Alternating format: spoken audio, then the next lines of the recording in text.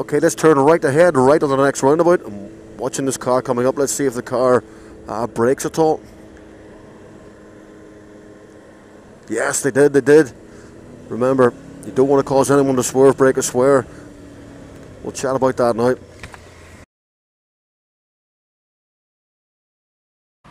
So here we are entering a national speed limit stretch of road. We can do 60 60. Be interesting to see if he actually does accelerate up the speed limit if it's safe to do so. Keep an eye on the black taxi behind me. Watch his rear observation. Let's see if he hopefully doesn't swan neck. Yeah, run a little bit wide. A little bit sharpen your clutch control there. Try and pull it in a little bit more. Just as you emerge. On we go.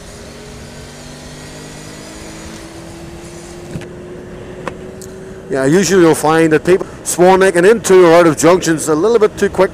It's usually down to clutch control. Okay, the solution is pull your clutch in. You're trying to slip the clutch or ride the clutch as it's known.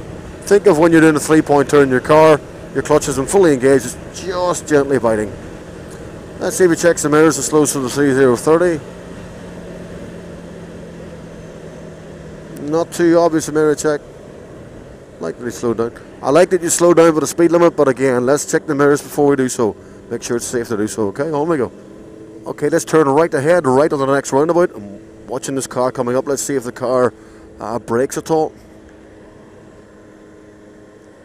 Yes, they did.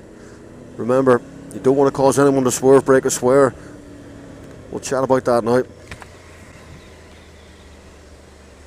Safest option would have been for Seamus to let that vehicle proceed. Even if they're speeding, you don't want to cause someone else to swerve, brake or swear. It's been dry for the past week or so. The weather's been fantastic. The only problem is if it rains now, all that deposits of oil and rubber from the tyres of vehicles that have been out recently, it will combine with the rain and mix it, so it's very, very slippery. If you're riding a bike after a long dry spell, be extremely careful with your ABCs. You're accelerating, you're braking and you're cornering. Let's just see if Seamus is prepared to...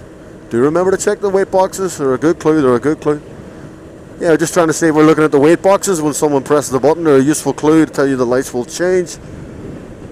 Imagine how that could help you if you're riding at the speed limit and there's a vehicle behind you that's very, very close. An early warning might help. Well, it might help prevent a rear end shunt. Turning right ahead, please, Seamus. Right. Exit 3 for Corey and Limavady. I like how you get through the centre lines here and you aim for the tarmac, not the paintwork. Very good. You get into the habit of doing that, going through the tarmac and pedestrian cross and so on. Again, nice avoiding of the paintwork. Very good. If you get into the habit of doing that, then you're going to increase your grip levels. Avoid riding on white lines and white arrows and so on. You're just reducing the chance of wheel spin or the wheels sliding out when you're braking or losing traction when you're leaned over. Just like that, through these gaps in the centre lines, lovely. Again, trying to pick my way through the letters if possible, and the white arrow. If the overtake is on, you could take it,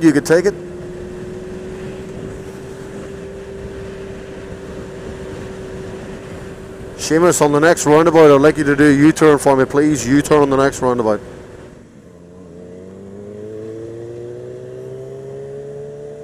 Lovely sound off that bike. Nice sound off the Acropolis there. Don't know if the camera can pick that up.